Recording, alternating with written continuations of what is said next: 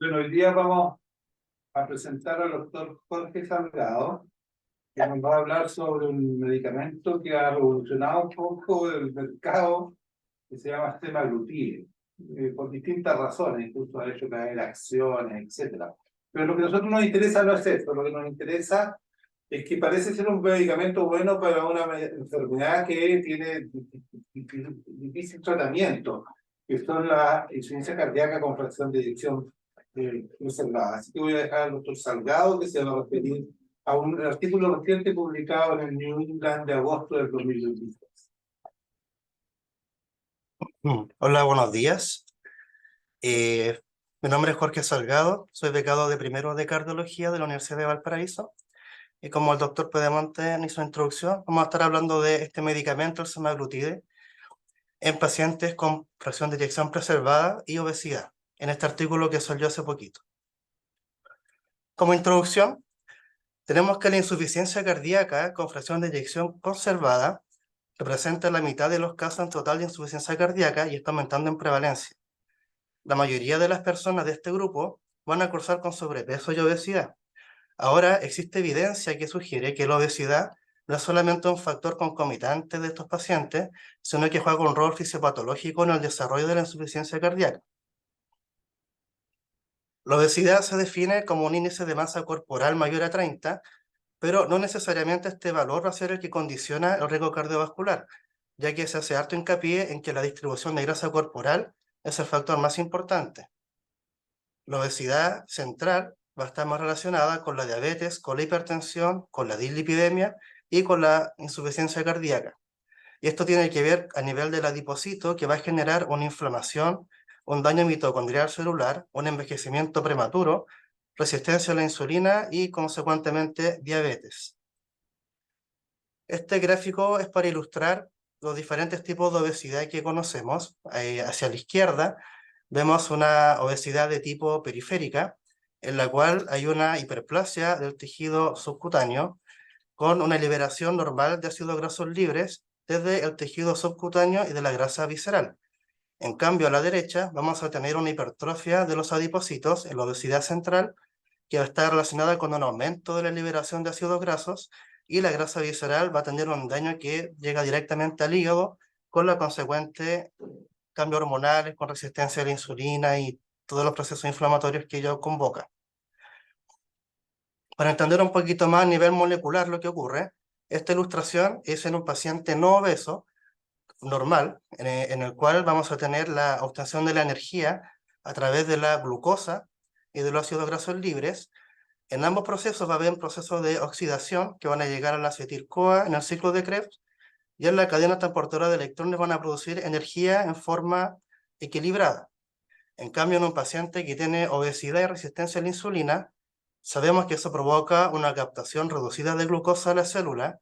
La glucosa no va a poder generar energía, por lo tanto, el cuerpo va a echar mano a los ácidos grasos libres, que van a producir un desbalance con mayor oxidación y con mayor proceso inflamatorio asociado a la producción de energía. Aquí podemos ver que las personas con un peso normal, la mayor cantidad de energía se realiza por glucosa y un pequeño porcentaje por ácidos grasos libres, pero a medida que aumenta la obesidad, se va haciendo más importante los ácidos grasos libres y en menor cantidad la glucosa. Ya entrando de lleno a hablar de corazón, los pacientes obesos que no tienen insuficiencia cardíaca van a presentar un aumento del gasto cardíaco debido al volumen de distribución aumentado, con la consecuente dilatación de las cavidades e hipertrofia de su pared, pero es una hipertrofia a nivel excéntrica. Los pacientes obesos con insuficiencia cardíaca con fracción de eyección conservada presentan mayor remodelamiento, pero una hipertrofia ventricular concéntrica con mayor volumen, con mayor relación masa-volumen, y esto va a generar una hipertrofia que conocemos como concéntrica. Ahora, en ambos grupos hay remodelamiento además del ventrículo derecho. Este deterioro anatómico del ventrículo izquierdo va a condicionar una falla de la función del ventrículo izquierdo, posteriormente, como ya no alteración de la relajación, una alteración de la función diastólica, que de perseverar en el tiempo va a haber un aumento también de la presión de capilares pulmonares. Estos gráficos son un poco para ilustrar lo que les mencioné recientemente. En el primero podemos ver en el eje X que a medida que va aumentando el peso en 4 años, la relajación del ventrículo izquierdo o la tensión, si lo queremos ver de ese modo, se va afectando. Por lo tanto, los pacientes que tienen mayor ganancia de peso en este tiempo van teniendo mayores alteraciones en lo que es la relajación del ventrículo izquierdo, con la consecuente disfunción diastólica. En este otro gráfico tenemos en el eje X, que es la capacidad del ventrículo izquierdo de relajarse durante el ejercicio, y en los pacientes que tienen insuficiencia cardíaca con fracción de eyección preservada, vemos que se relaja mucho menos el ventrículo que los controles, y esto va a condicionar que van a tener aumentada la presión capilar pulmonar. Tercer gráfico, un poco de lo mismo, en el cual vemos que la relajación del ventrículo izquierdo en los pacientes obesos es básicamente la misma, tanto en reposo como en ejercicio. Cuando los controles vemos que en el ejercicio hay una relajación que no estamos viendo en los pacientes obesos. Además, la obesidad va a condicionar un aumento en la grasa epicárdica. Esta grasa epicárdica va a producir dos fenómenos, un fenómeno más bien mecánico, con aumento de las presiones intracavitarias, pero además un fenómeno hormonal proinflamatorio, en el cual va a liberar factores como la interleuquina 1, interleuquina 6, factor de necrosis tumoral alfa, y esto va a producir una disfunción mitocondrial con un remodelamiento y con disfunción del músculo cardíaco.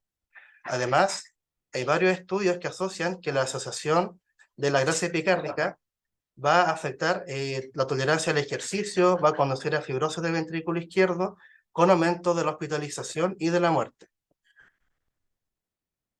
Esto es para mostrarles también una autopsia de una paciente con obesidad que claramente se ve aumentada la grasa epicárdica, un gráfico que muestra que a medida que hay mayor obesidad en pacientes con insuficiencia cardíaca, la grasa epicárdica está mucho más engrosada y, perdón,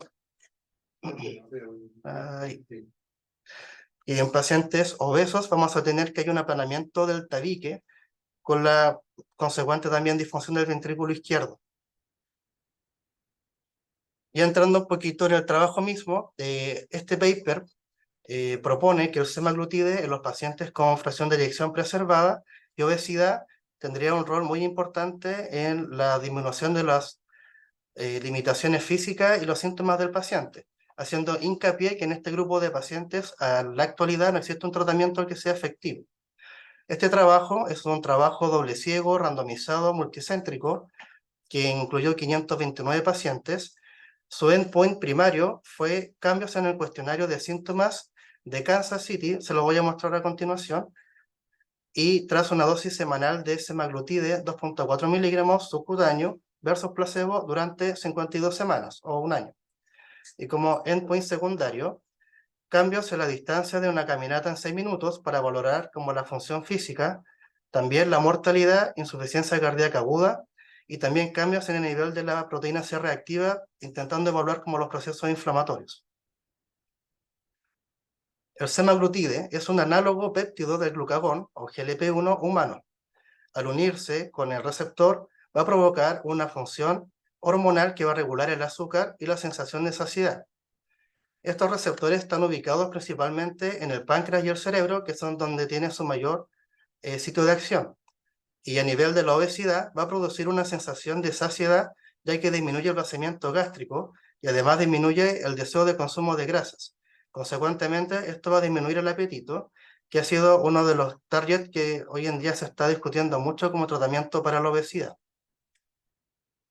Este es el cuestionario de Kansas que utiliza el paper para probar en el fondo la disminución de síntomas, que va a incluir actividades de la vida diaria, como vestirse, ducharse, subir un piso, correr, y también va preguntando por los síntomas si estos tienen todas las mañanas, 1 o 2 veces por semana o nunca, y va desde 1 a 100, siendo 100 el mejor estado, y mientras menos va siendo el peor estado. Este trabajo tiene los siguientes criterios de inclusión: pacientes con una fracción de eyección del ventrículo izquierdo de 45% más, una IMC de 30 más para hablar de obesidad, una clase funcional de la NIJA 2 o más, cuestionario de 90 puntos o menos, caminata de 6 minutos de al menos 100 metros, y una de las siguientes: presiones de llenado ventricular elevadas, un BNP elevado hospitalizaciones por una insuficiencia cardíaca en los últimos 12 meses o anormalidades al ecocardiograma que no las especifica. Como criterio de exclusión, cambios de peso de más de 5 kilos en los últimos 90 días y historia de diabetes o una hemoglobina glicosilada mayor a 6.5 en los últimos 3 meses.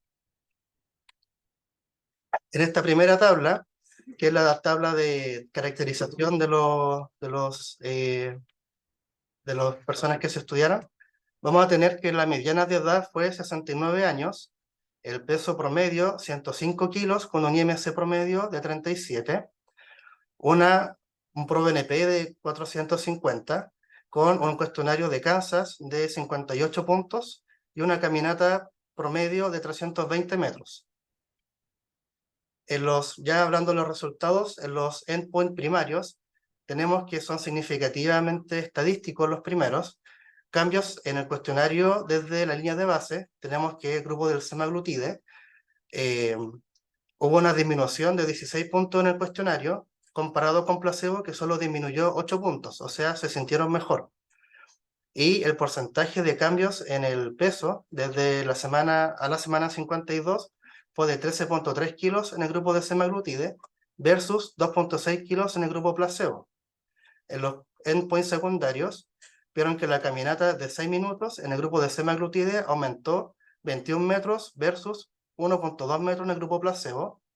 Y los cambios de la PCR basal también hubo una disminución significativa de 43 y de 7.3.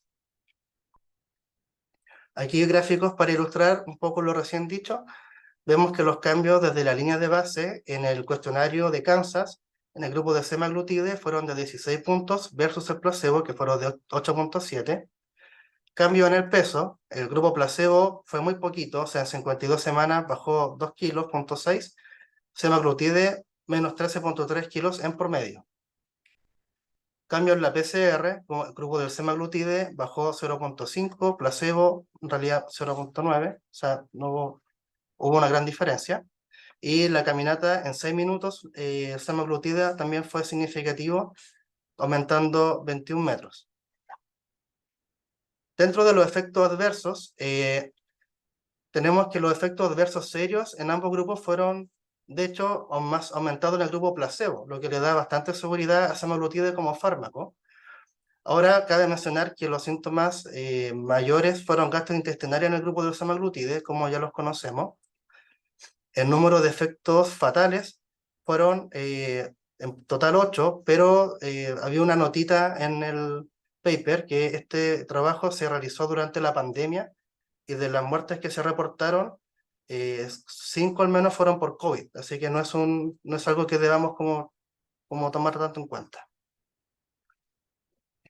Entrando ya a los resultados del trabajo, el grupo del semaglutide demostró una disminución significativa en los síntomas y limitaciones de la actividad física con el cuestionario de Kansas y una disminución significativa en la pérdida de peso.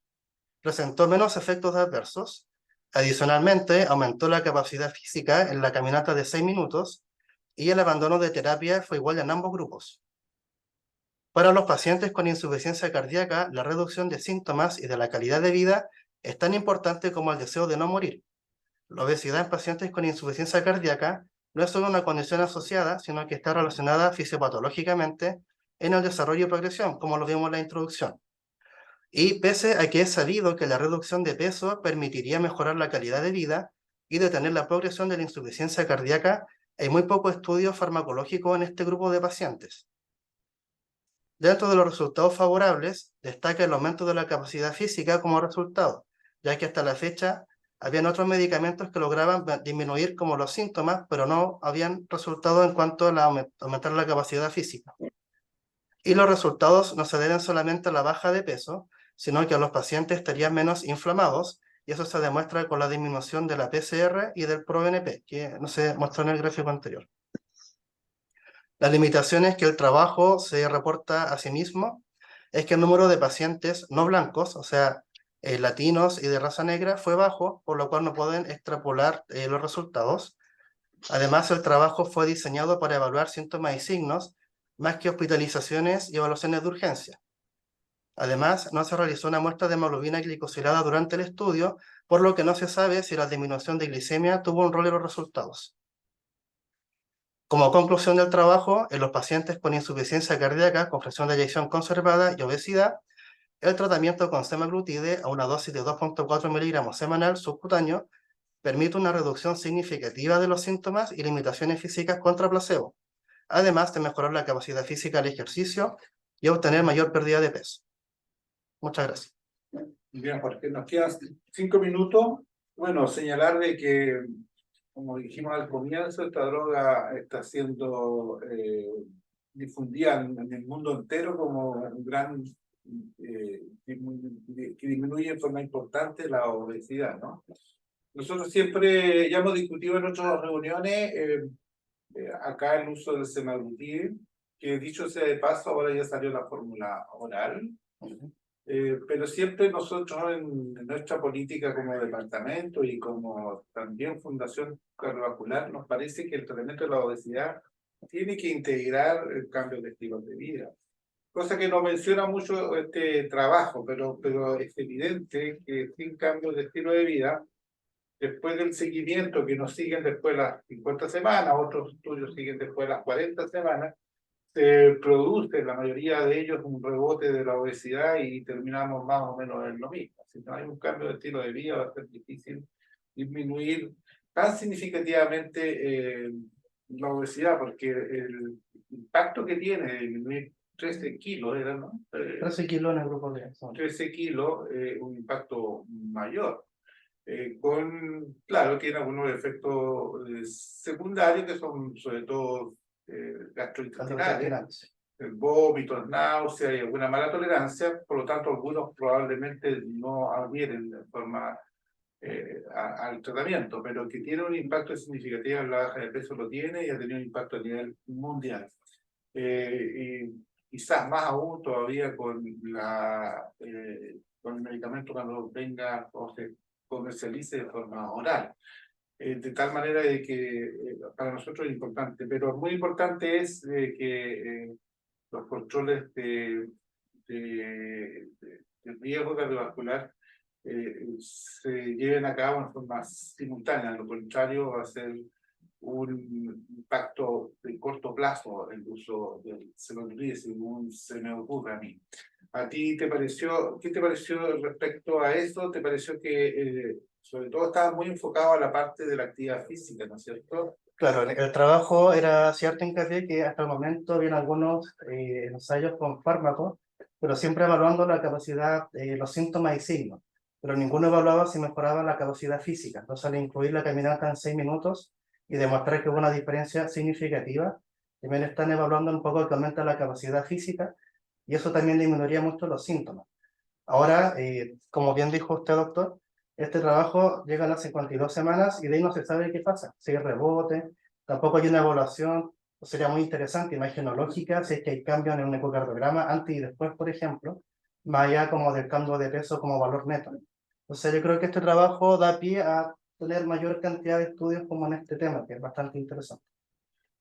Claro, nosotros revisamos también para la reunión con Sochicar el semaglutide, el uso en adolescente obeso, y también quedamos con la misma sensación de que había un punto en que no se sabía hacia dónde iban los pacientes porque se había acabado el ensayo y por supuesto se había acabado el medicamento, que dicho sea de paso es bastante caro, es bastante caro y que es difícil obtener, dado que está compitiendo también justamente con los diabetólogos que también indican este tipo de medicamentos y eso ha causado una serie de problemas a nivel de los distintos países en la salud pública, como entregar este medicamento a los pacientes y no se comercializa en forma irregular a veces para bajar de peso. Eso ha sido un problema importante, pero igual a nosotros nos parece bien porque sabemos que la insuficiencia cardíaca o paciente de dirección preservada hay muy pocas cosas que hacer. Indudablemente que el centro de todo esto, independientemente del medicamento que entreguemos, el ejercicio, los cambios de estilo de vida saludable es lo más importante y después se puede agregar drogas interesantes como esta, que probablemente va a ser más fácil de emplear cuando se vea el uso oral, ¿no? ¿Nos recomienda algún aumento de dosis según tolerancia? ¿Siempre O sea, parten con 2,4 miligramos? no, van partiendo en dosis progresivas. 0,5 y van aumentando hasta llegar a ¿En 2,5. cuánto tiempo?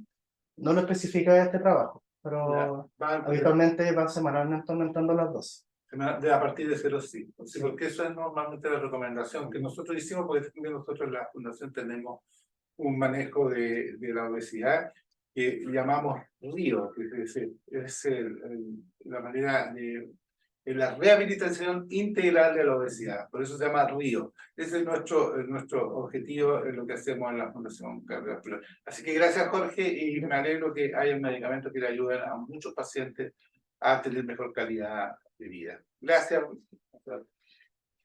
Muchas gracias. Chao.